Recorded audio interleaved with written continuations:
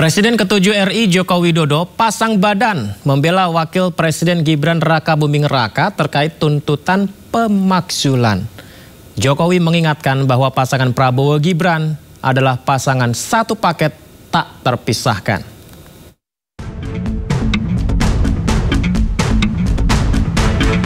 Presiden ke-7 Republik Indonesia Joko Widodo pasang badan terhadap tuntutan pemakzulan putra sulungnya yang menjabat sebagai Wakil Presiden Republik Indonesia Gibran Rakabuming Raka.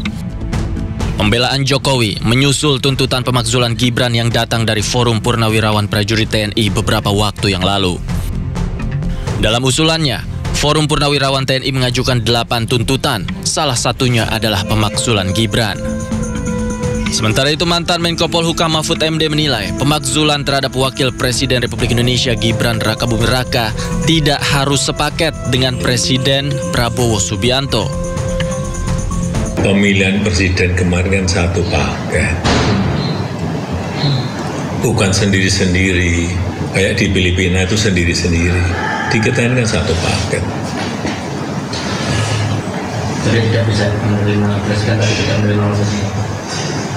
Ya memang mekanismenya seperti itu. Jadi sekali lagi sistem ketatanegaraan kita memiliki mekanisme yang harus diikuti. Menurut Jokowi, tuntutan tersebut merupakan bagian dari demokrasi. Namun, Jokowi juga mengingatkan bahwa Prabowo dan Gibran merupakan satu paket tak terpisahkan. Presiden atau wakil presiden bersama-sama atau sendiri-sendiri bisa dijatuhkan, bisa diberhentikan dalam dimakzulkan, istilahnya ya, kita pakai istilah dimakzulkan, bisa dimakzulkan. Itu istilah resmi dalam masa jabatannya. Nah, syaratnya apa? Syaratnya itu tadi, yang ada 4 pelanggaran hukum, 1 pelanggaran etika atau perbuatan telah 1 situasi tertentu. Forum Purnawirawan TNI telah menyerahkan tuntutan pemakzulan Gibran ke MPR untuk ditindaklanjuti. Dari Jakarta, Tim Liputan iNews melaporkan. Ini semakin menarik pemirsa, di mana juga ada informasi juru bicara Forum Purnawirawan Prajurit TNI atau FPP TNI Laksamana Pertama Purnawirawan Muryono Aladin mengungkap pencalonan Gibran Rakabuming Raka sebagai cawapres sejak awal merupakan langkah konyol dan kesan dipaksakan. Banyak masalah dari pencalonan itu yang menjadi dasar FPP TNI menyurati DPR untuk pemakzulan Gibran. Kita simak berikut pernyataan Muryono di program To The Point Aja Sindo News. Banyak sekali. Ya, itu udah nggak patut. Yang apa namanya, yang mengusulkan dia waktu awal udah konyol, dipaksakan. Itu cobalah, itu apa namanya tuh, konstitusi ditabrak. Demokrasi tabrak. Seluruh peraturan yang ditabrak semua. Ini kami ada masuk semua. Hal apa yang mengakibatkan bahwa Gibran itu sebenarnya cacat konstitusi, cacat peraturan undang-undang, dan sebetulnya pada waktu itu kami berharap pada waktu itu ya, kami kan yang monitor juga. Kok bisa lolos dalam hal pada waktu pamannya Usman itu, itu aja MK. Ya, ketika dia memutuskan itu kan sebenarnya sudah menyalahi. Nanti ada juga di situ sini. Bagaimana kalau antara yang berperkara dengan yang menyidangkan itu ada hubungan dekat, apalagi keponakan, itu harus diganti. Majelis hakimnya itu kan enggak, malah dimanfaatkan omnya sendiri yang menyidangkan. Ya, betul. Dissenting opinion 3, tadinya kita berharap 1 lagi, siapa yang Soehartoyo apa siapa tuh yang sekarang menjadi ketua MK sekarang. Kan waktu awalnya kan arahnya kan ke 4 ini kompak. Pasti menang, tiba-tiba kok 3. Dissenting opinion 1 berpihak ke sana, selesailah. Jadi menurut mereka itu sah. Tapi sahnya sah dipaksa, sah keterlaluan, sah konyol, itu benar, itu luar biasa itu. Kok ada permainan tingkat tinggi seperti itu. Kalau si Gibran itu pintar orangnya, kita bisa terima. Ini apa pintarnya coba? Banyak masalah dia. Berarti yang usulkan tuh kayak tidak apa ya, memperhatikan masalah-masalah kecerdasan berpikirnya, wawasannya kurang. Bacaannya apa?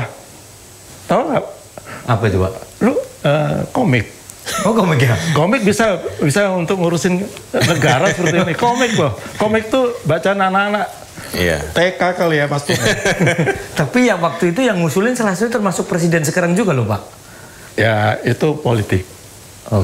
Bukan berarti ikut-ikutan. Ingat tuh, sedang politik adalah seni untuk menipu manusia. Jadi dia mungkin ditipu juga, kita nggak tahu.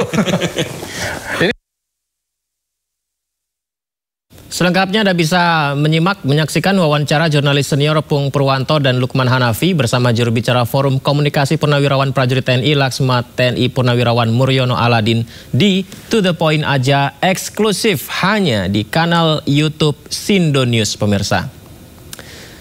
Pemirsa, isu pemakzulan Gibran terus bergulir di ruang Dewan. Setelah muncul desakan dari Forum Purnawirawan, kini datang sebuah pembelaan. Tim Merah Putih ajukan perlawanan, menilai pemakzulan sebuah kesalahan. Publik pun kini bertanya dengan penuh kewaspadaan, benarkah ini hanya soal keadilan atau sekedar kepentingan kekuasaan? Untuk membahasnya lebih dalam, sudah bergabung bersama kami Sekretaris Forum Purnawirawan Prajurit TNI Bimo Satrio, Koordinator Tim Hukum Merah Putih Kristoforus Suhadi, Pakar Hukum Tata Negara Muhammad Ruliandi. Saya sapa narasumber istimewa saya malam hari ini. Assalamualaikum semuanya, apa kabar? Selamat malam. Waalaikumsalam. Malam. Terima kasih banyak sudah bergabung di Dialog Sindo Prime. Mungkin karena tadi kita mendapatkan insight dengan yang tanda kutip ingin memakzulkan Pak Gibran, saya mungkin pertama kepada Pak Suhadi terlebih dahulu. Pak Suhadi, apakah pemakzulan Pak Gibran atau Mas Gibran, Pak Wapres kita, ini konstitusional dan memiliki legitimasi hukum? Seperti yang sudah saya juga kirimkan surat kepada DPR, ya, terkait menyangkut masalah pemakzulan. Karena kalau saya melihat dalam konteks yang lebih luas, konstitusi kan sudah menetapkan bahwa batas usia itu sudah ditentukan berdasarkan putusan MK. Putusan MK seperti yang juga yang saya tulis di situ itu bersifat final and binding. Artinya sudah mempunyai kekuatan hukum, ya. Terus yang kedua juga putusan MK itu kan pertama dan terakhir. Ini harus parameternya kita harus sadari, ya. Karena kalau seandainya masih dipermasalahkan persoalan ini, itu kan sebetulnya sudah tidak masuk domain pemilu. Karena kenapa? Itu kan sudah dipermasalahkan tempo hari kan, ya. Nah, terkait menyangkut masalah saya katakan tadi sudah final and binding, itu bukan pada dimensi putusan, tapi pada pelaksanaan daripada putusan. Pertama, begitu MK mengeluarkan putusan 90 yang bersifat final and binding, itu oleh KPU, ya, itu sudah dieksekusi. Terus dimintakan juga oleh KPU kepada DPR. DPR sudah menyetujui batas usia adalah sekian, ya, sesuai dengan pasal 169 huruf Q, itu berubah, ya, menjadi 40 tahun dan mempunyai pengalaman, sudah mempunyai pengalaman. Konteksnya seperti itu. Nah sekarang kalau seandainya itu dipermasalahkan lagi, apa ini nggak terbalik dunianya? Kan sekarang bukan lagi kita berbicara tentang masalah batas usia dan lain sebagainya, karena pemilu sudah selesai. Dan lagi seperti juga yang saya sudah katakan di berbagai podcast saya dan juga pendapat-pendapat saya di dalam tulisan, yang namanya tadi putusan, terus kemudian juga menyangkut masalah putusan sudah dieksekusi, DPR sudah menyetujui, itu kan cuma aksesoris. Karena kenapa? Muara dari semua persoalan itu adalah di rakyat kok. Kalau rakyat nggak memilih, gimana? Lah ternyata rakyat memilih kok. Jadi yang didorong Pak Suhadi adalah proses pemilu sudah selesai dan rakyat memilih semuanya, artinya ini sudah tidak bisa lagi digugat lagi, terlambat begitu Pak Suhadi. Harusnya selesai gitu loh. Karena saya udah bilang juga, ya, dalam konteks ini, keputusan tertinggi itu bukan di atribut tadi atau di aksesoris tadi, tetapi daripada suara. Kalau dikatakan suara itu dimenangkan oleh Prabowo Gibran dengan angka 58%, itu suara rakyat. Dan kalau kita implementasikan lagi, kalau dikatakan itu suara rakyat, itu adalah suara Tuhan. Loh, sekarang kok kita mempermasalahkan itu? Kan harusnya dimensi sekarang itu bukan berbicara tentang masalah-masalah yang sudah selesai, sudah final. Kalau negara mau diajak begini terus, ini nggak bakalan bisa selesai. Dan ingat juga, putusan itu ya, putusan 90 setelah dieksekusi oleh oleh KPU, terus kemudian disetujui oleh DPR, ya, terus kemudian Prabowo Gibran ikut dalam Pilpres berdasarkan putusan tersebut, itu kan sudah menjadi hukum positif. Masa sekarang hukum positif mau diganti lagi? Logika berpikirnya di mana gitu loh. Ya, itu dulu saya. Baik, Pak Surhadi, saya garis bawahi berarti ini sudah final dan berkekuatan hukum tetap. Mas Bimo, kenapa sih kok Mas Bimo masih terus diajukan wacana pemakzulan ini, Pak Gibran ini, Mas Bimo? Iya, terima kasih Pak Yudi. Saya di sini backgroundnya memang tidak hukum, mungkin bapak-bapak yang ada di Zoom lebih menguasai soal hukum. Tapi yang jelas saya bisa menceritakan kembali awal muasal dari Forum Purnawirawan TNI mengajukan 8 poin. Sebenarnya 8 poin itu diajukan kepada Presiden karena memang poin 1 sampai poin 7 bisa dilakukan oleh Presiden. Nah, kemudian yang poin 8 ini banyak kita dapat masukan dari akademisi, kemudian praktisi hukum juga yang mengatakan bahwa wah, ini kalau yang nomor 8 ini pemakzulan Gibran harus lewat jalur konstitusi. Nah, itu makanya dari sini Forum Purnawirawan memberanikan diri untuk mengajukan surat pemakzulan ini kepada DPR karena kita menempuh jalur yang konstitusi tadi. Begitu Pak Yudi. Kalau pertanyaannya Mas Bimo tadi ditanyakan oleh Pak Suhadi, mengapa ini diajukan sekarang? Bukankah hasilnya sudah final, MK sudah memberikan keputusannya dan proses pemilunya sudah selesai, rakyat yang memilih? Nah, kalau hal itu, iya ini kalau yang hal itu kami merasa dari Forum Purnawirawan, para purnawirawan ini merasa bahwa keputusan ini masih belum secara komprehensif, dalam artian masih bisa harus ditinjau ulang dalam baik hukum kekuasaan kehakiman ataupun dari hukum tinggi MK-nya sendiri gitu. Jadi landasan saya jelasin itu sekali lagi ya. Silakan Pak Suhadi. Bentar, saya jelasin dulu. Silakan Pak Suhadi. Jangan ini ngawur nih ceritanya, ya. Saya dibilang tadi, putusan MK itu udah menjadi hukum positif. Artinya hukum yang berlaku sekarang, ya, yang bernama ius constitutum, ya. Artinya hukum yang berlaku di negara ini. Jadi kalau kita memundurkan lagi parameter-parameter berpikir, ini kita kayak seperti orang terbelakang dalam konteks ini, ya kan? Ingat loh, hukum itu harus dihormati. Kita kan katanya negara hukum, ya. Kalau itu sudah menjadi hukum positif, mau dan tidak mau, suka dan tidak suka, kita harus hormati itu, ya. Berkaitan masalah tidak puas dan lain sebagainya, masih ada 5 tahun lagi kok, Mas, ya. 2029 kalau memang mau diperebutkan, jangan bicara sekarang. Negara sekarang lagi mau membangun kok. Kenapa sih dimensinya itu terus yang dibawa-bawa, ya? Harusnya kan kita berpikirnya itu ke depan, bukan lagi menengok ke belakang.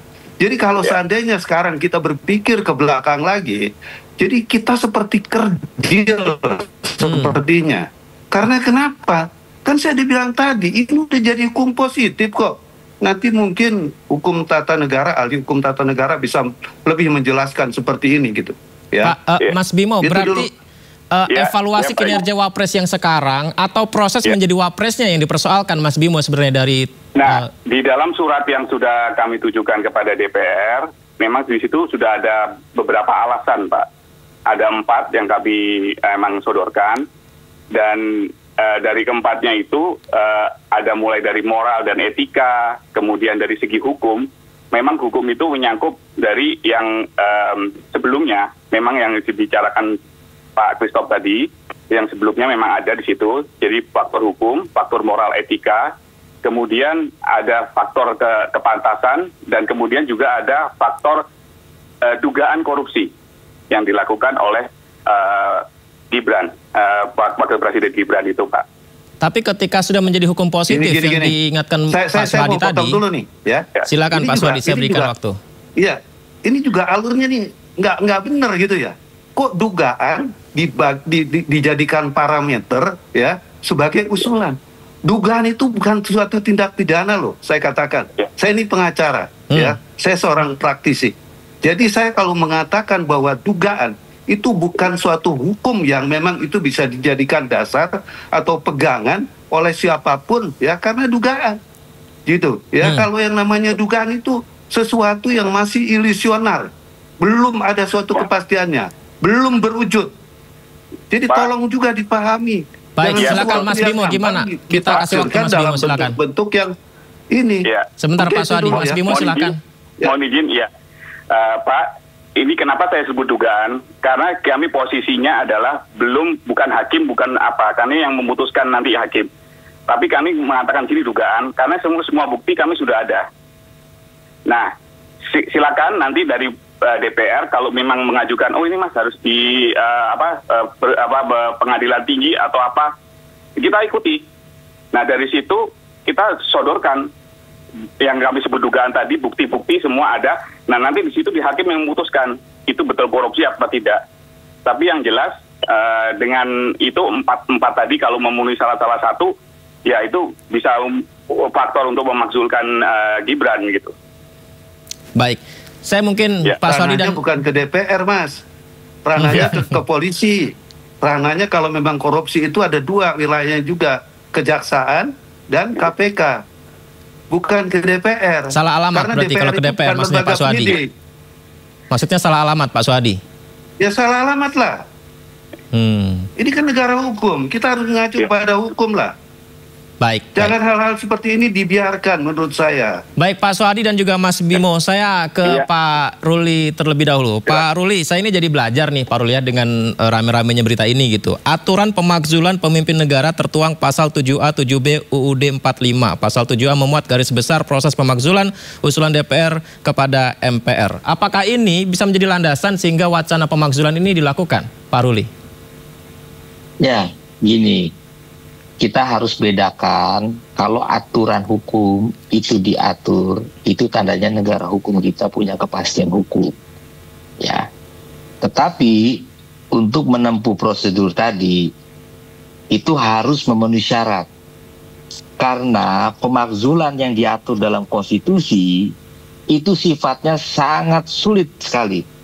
Ya, tidak boleh multitafsir, tidak boleh bias, harus ketat, strict berupa fakta hukum. Ya. Dan indikasinya adalah harus ada pelanggaran hukum. Pelanggaran hukum itu korupsi, penyuapan, ya, tindak pidana berat lainnya, perbuatan tercela, pengkhianatan terhadap negara, dan atau tidak lagi memenuhi syarat sebagai presiden dan atau wakil presiden. Jadi artinya sepanjang itu sampai dengan hari ini kita tidak pernah menemukan itu ada peristiwa kasus korupsi, ya. Kemudian kita tidak pernah melihat ada kasus penyuapan atas nama Pak Gibran, tidak pernah melihat ada tindak pidana berat lainnya, tidak ada pengkhianatan terhadap negara yang dilakukan oleh beliau, tidak pernah ada perbuatan tercela, dan tidak lagi memenuhi syarat sebagai presiden, tidak pernah nampak pada hari ini. Jadi apa yang disampaikan itu sebetulnya substansinya tidak pernah terwujud dalam bentuk suatu fakta hukum. Saya ingin menggambarkan bahwa seorang warga negara, kalau dia mau menjadi seorang presiden, calon presiden, dia harus memenuhi syarat dalam undang-undang pemilu. Ya. Syarat undang-undang pemilu itu di dalam pasal 169 Undang-Undang Nomor 7 Tahun 2017 tentang pemilu, yaitu ada syarat tidak pernah melakukan pengkhianatan terhadap negara. tidak pernah melakukan perbuatan tercela, tidak pernah korupsi, tidak pernah penyuapan, tidak pernah melakukan tindakan narkotika, sehat jasmani rohani, dan tidak pernah dipidana. Artinya, kalau itu sudah terpenuhi ketika dia ingin mendaftarkan diri sebagai calon presiden saja, sudah di screening, Pak. Ya, bayangkan itu. Jadi sudah dalam keadaan sudah di screening, kita mau mencari sosok calon negarawan nanti, calon presiden nanti. Inilah yang akan dipilih rakyat. Ketika dia sudah diusulkan oleh partai politik, gabungan partai politik, kemudian menjadi calon resmi, calon presiden, ya, bersama calon wakil presiden, kan begitu kan? Nah, kemudian dia mengikuti kontestasi pemilu, ya itulah berarti dia sudah clear, tidak ada masalah hukum. Sebagai warga negara yang baik, mencalonkan diri, bayangkan Pak, di level kepala daerah saja, orang mau dia jadi bupati, mau jadi wali kota, mau jadi gubernur, dicek ada masalah hukum, pernah dipidana, pernah korupsi, wah itu sudah ramai di mana-mana, ijazahnya, kemudian sampai dicari tahu, ya. Banyak itu praktek di MK ditemukan. Nah, apalagi ini di level presiden, pemilihan presiden. Nah, sekarang sudah clear. Jadi Bapak Wakil Presiden kita, Pak Gibran, sudah clear tidak ada masalah hukum. Sebelum dia menjadi seorang wakil presiden. Ketika hari ini sudah disumpah tanggal 20 Oktober 2024, ya, berarti saat menjabat sejak 20 Oktober 2024 sah dilantik sebagai wakil presiden, sampai detik ini berapa bulan itu? Hampir 8 bulan berjalan. Pak Ruli, tidak ada masalah hukum. Ya, mengenai yang Pak Ruli bilang, tidak ada masalah hukum. Ya, itu menarik Pak Ruli, karena saya juga melihat di podcast, ini seperti yang Pak Ruli sampaikan, berarti harus jelas ya Pak ya, ada faktanya, apakah ada perbuatan pelanggaran hukum dan perbuatan tercela. Karena di salah satu podcast nih Pak Ruli dan semuanya, bahwa Mahfud MD menilai bahwa pemakzulan usulannya secara teori bisa dilakukan dengan beberapa pertimbangan, termasuk soal persoalan moral dan etika. Berikut ini. Presiden atau wakil presiden bersama-sama atau sendiri-sendiri bisa dijatuhkan, bisa diberhentikan, dalam dimakzulkan istilahnya ya, kita pakai istilah dimakzulkan, bisa dimakzulkan. Itu istilah resmi dalam masa jabatannya. Nah, syaratnya apa? Syaratnya itu tadi, yang ada 4 pelanggaran hukum, 1 pelanggaran etika atau perbuatan tercela, 1 jenis tertentu. Kalau itu nanti bisa dibuktikan, 1 yang paling gampang dugaan korupsi, karena masuk di dalam 4 jenis kan, korupsi, pengkhianatan terhadap negara, penyuapan. Sebagai syarat tadi ya? Iya. Makanya nyambung dengan korupsi tadi. Bisa, bisa. Kenapa? Karena dia keluarganya, Joko Widodo dan keluarganya. Makanya Gibran ini keluarganya. Laporan-laporan tentang dia udah masuk kan ke KPK, tapi enggak ada follow up. Ada kata keluarga sehingga Pak Gibran terlibat, kira-kira gitu ya? Lalu yang kedua pelanggaran etika. Pelanggaran etika yang muncul dari proses penetapan sebagai calon yang terbukti secara sah dan meyakinkan prosesnya melanggar etika sesuai dengan keputusan MK. Tetapi karena keputusannya sudah, putusan finalnya sudah selesai, maka cacat moralnya itu sudah dibuktikan oleh keputusan MK. Yang kemudian memberi sanksi kepada semua hakim MK. Yang 1 paling berat itu diberhentikan dari ketua, yang lain ada teguran berat, teguran ringan dan sebagainya. Itu sudah. Nah, ini menarik. Kalau begitu saya ke Pak Suhadi dulu. Pak Suhadi. Saya boleh lanjutkan sedikit Pak, saya belum selesai tadi. Oh, belum selesai. Oke, Pak Suhadi, sebelumnya kita ke Pak Ruli dulu. Pak Ruli silahkan. Ya, baik. Silakan Pak Ruli, gimana Pak? Ya, saya ingin melanjutkan, dan saya menyimak apa yang disampaikan Pak Mahfud. Bahwa ada cacat moral etik itu berawal dari adanya putusan MK. Betul. Ya. Kita harus fair Pak, kebenaran hukum itu jangan direkayasa. Saya ingatkan itu, kita harus sama-sama menjaga marwah kita negara hukum yang demokratis. Di dalam memberikan pendapat itu, kita hormati dengan prinsip beradab, kemanusiaan yang adil dan beradab. Ya. Karena kalau tidak menyampaikan sesuai dengan kebenaran hukum, maka itu bisa mengarah pada perpecahan bangsa. Putusan MK itu sudah dibatalkan oleh putusan PT UN yang digugat oleh Profesor Anwar Usman. Iya, betul. Itu sudah dibatalkan dan dalam pertimbangannya, silakan dicek itu, penerbitan putusan MK menyalahi prosedur, menyimpang prosedur peraturan perundang-undangan dan peraturan Mahkamah Konstitusi nomor 1 tahun 2023.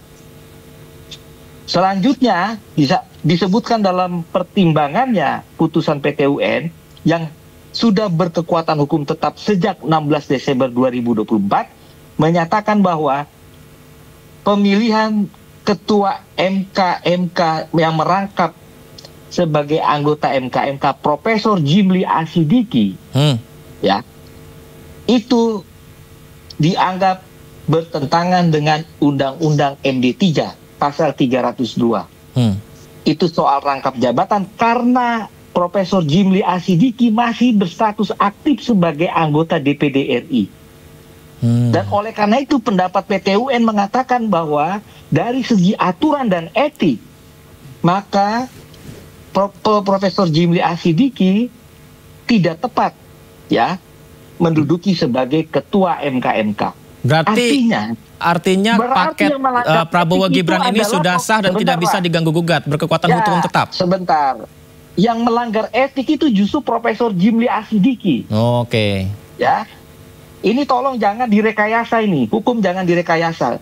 Oleh karena itu, PT UN sebagai pengadilan marwah hukum kita paling tinggi ada di pengadilan membatalkan putusan MK. Dan menyatakan mengembalikan harkat dan martabat yang mulia Profesor Anwar Usman seperti semula sebagai hakim konstitusi. Dia bukan lagi kena pelanggaran etik berat yang divonis oleh MK. Itu satu. Akibat yang kedua, tindak lanjut putusan MK yaitu mengangkat Ketua MK Suhartoyo ya menggantikan Profesor Anwar Usman juga dibatalkan dan dinyatakan tidak sah oleh PT UN. Akibat dari putusan MK yang Pak Jimli sebagai ketua MK-nya adalah melanggar etik. Pak Ruli, kita ingin ke pemakzulan Gibrannya dulu, Pak. Artinya pemakzulan Gibran ini dinilai tidak relevan, Pak. Karena semuanya sudah membantah hal tersebut, begitu? Ya, saya kembali kepada tuntutan Purnawirawan, Forum Purnawirawan TNI. Ya, di angka 8 itu kan ada mengenai tidak memenuhi syarat pasal 169. Ya. Itu kan akibatnya ada konflik kepentingan dihubung-hubungkan dengan adanya putusan MK, ada dihubung-hubungkan dengan adanya Pak Anwar Usman, kan begitu ya? Ya. Dan itu kenyataannya hukum sudah mengatakan. Kebenaran hukum sudah diluruskan oleh PT UN. Ya. Jadi dari segi syarat-syarat dalam pasal 7A ya tidak ditemukan suatu fakta hukum, apalagi dikaitkan dengan adanya tidak lagi memenuhi syarat sebagai presiden dan atau wakil presiden. Itu pendapat saya. Baik, Pak Ruli, kita kasih kesempatan kepada yang lain. Pak Suhadi, izin Pak, sebelumnya saya ke Mas Bimo dulu ya. Mas Bimo, artinya sudah tidak ada celah sebenarnya kalau disampaikan Pak Ruli tadi, MK hasilnya ternyata sudah dibatalkan, kemudian proses yang dianggap dinamis ataupun tidak beretika tersebut ternyata juga sudah final secara aturannya sendiri dan rakyat yang memilih. Artinya pemakzulan Gibran sepertinya apakah mentok, Mas Bimo? Ya, begini saya jelaskan kembali asal usul kenapa dari Forum Purnawirawan TNI, prajurit TNI ini muncul 8 poin tersebut. Itu nggak serta-merta tiba-tiba jatuh dari langit, wah kita bikin aja nih 8 poin ini. Tidak, Pak. Jadi ini para forum purnawirawan ini bergerak dari area ke area. Mereka berdiskusi. Sebelumnya mereka lebih panjang dengan para ormas, organisasi masyarakat, ahli, maksudnya praktisi hukum, kemudian ada akademisi, ada ulama. Ini di segala tempat, mulai dari Jawa Tengah, di Jogja, ada di Surabaya, ada di Jakarta, kemudian Banten. Nah ini dalam pembicaraan itu memang muncul muncul 8 poin ini, Pak. Dan ini nggak serta-merta terus dari Forum Purnawirawan nyata sendiri kalau background militer Forum Purnawirawan prajurit ini jenderal sudah pasti backgroundnya militer dan belum tentu ada yang mengerti hukum gitu Pak. Jadi nggak serta-merta terus poin 8 itu muncul kemudian dengan tadi hukum nomor 169 apa segala macam. Jadi memang ada ahlinya sendiri di Forum Purnawirawan ini, ada beberapa tokoh juga ada di sini yang ikut membahas. Jadi kita nggak serta-merta seenaknya sendiri langsung mengusulkan dan kita juga berpatokan bahwa kayaknya semua warga negara Indonesia itu berhak untuk memberikan usulan, Pak. Terserah kalau memang usulan itu mau diterima atau enggak, tapi kita berhak untuk memberikan usulan. Jadi usulan mau sebanyak apapun enggak masalah, Pak. Pak Bimo, tapi dari ahli-ahli ketika diskusi di sana, apakah salah satunya juga pertimbangannya adalah mengenai putusan MK yang tadi kita bahas juga? Betul, ada. Cuman karena mohon maaf karena background saya nggak ada hukum, saya memang nggak salah satunya nggak menguasai. Baik, sebentar Pak Suhadi. Ya. Silakan, masih ada Pak Bimo? Iya, jadi kalau misalnya soal hukum, saya mohon maaf saya nggak menguasai betul. Saya sebenarnya posisinya sebagai sekretariat yang dalam artian membantu pekerjaan tulis-menulis dan segala macam, kirim surat dan berkomunikasi dengan ajudannya para jenderal-jenderal. Tapi yang jelas itu saya pernah dengar ada. Dan saya dengar ada, saya baca kok. Baik. Saya baca. Baik, Pak Suhadi, yang dibaca, yang pernah didengar seperti apa? Pak Suhadi, silakan Pak Suhadi. Ya, monggo. Terima kasih tadi ini Pak Ruli ya, yang sudah memberikan pengetahuannya, karena saya baru ingat ternyata memang itu ada putusan dari Petun ya yang menyatakan membatalkan putusan MK itu. Tapi isi ke dalamnya saya belum mempelajari secara seksama. Cuma saya tahu keberadaan daripada Anwar Usman itu dikembalikan lagi posisinya gitu. Nah sekarang walaupun dia tetap tidak menjadi ketua, tapi katakanlah secara norma hukum, secara norma etika ya, Anwar Usman itu sudah bebas, sudah tidak ada masalah lagi.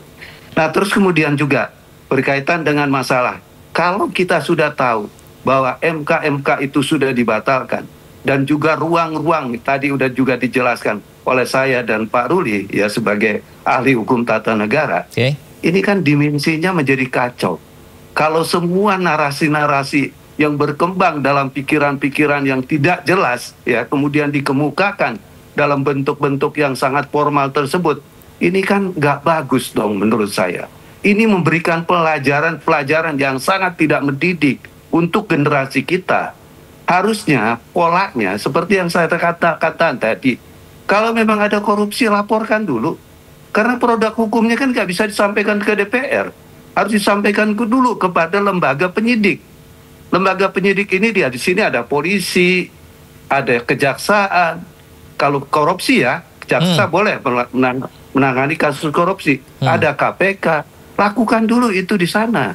Tadi saya dengar Pak Mahfud katanya ada laporan ke KPK, tapi nggak diproses. Saya yakin kok, kalau memang datanya dan buktinya benar, masa sih KPK nggak mau melakukan tindakan-tindakan hukum? Itu kan sesuatu yang aneh menurut saya. Karena dalam banyak kepentingan, dimensi KPK dalam menegakkan hukum itu tidak melihat orang per orang kok. Kalau memang ada kesalahan, itu bisa dilakukan. Oke, saya mau tambahkan lagi. Sebentar. Silakan. Ini biar ada pembelajaran juga buat masyarakat. Sayang waktu kita terbatas nih Pak Suhadi. Mungkin satu lagi terakhir, mungkin singkat Pak Suhadi. Begini Pak, karena yang selalu diutarakan adalah hak menyampaikan pendapat dan usulan. Ini gimana Pak Suhadi? Ya sebentar, menurut pasal 7 ya, huruf A, itu yang bisa melakukan pengusulan permasalahan itu anggota DPR. Ya. Jadi atas usul DPR kepada MPR, bukannya usulan purnawirawan atau orang per orang. Tolong itu camkan, baca dalam baik-baik itu pasal 7A itu ya. Itu domainnya ada di DPR. DPR mengusulkan kepada MPR, bukan orang per orang. Ini kalau orang per orang begini ya, hukum positif dibolak-balik seperti ini atau konstitusi kita dibolak-balik seperti ini, nanti ribuan orang bisa melakukan hal-hal yang konyol. Baik. Nah, makanya oleh karena itu saya juga mohon kepada DPR, ya, udah jawab aja. Ini tidak sesuai dengan konstitusi. Malah menurut saya ini usulan-usulan yang inkonstitusional. Artinya tidak berdasar hukum. Baik, saya catat tidak berdasar hukum tadi yang disampaikan. Pak Soehadi, terima kasih ya Pak. Pak Bimo, Mas Bimo, terima kasih. Pak Ruliandi juga terima kasih. Saya waktu kita terbatas, ingin sekali membahas ini lebih panjang lagi. Terima kasih banyak sudah bergabung, berdialog di Sido Prime. Selamat malam, Assalamualaikum. Waalaikumsalam. Waalaikumsalam.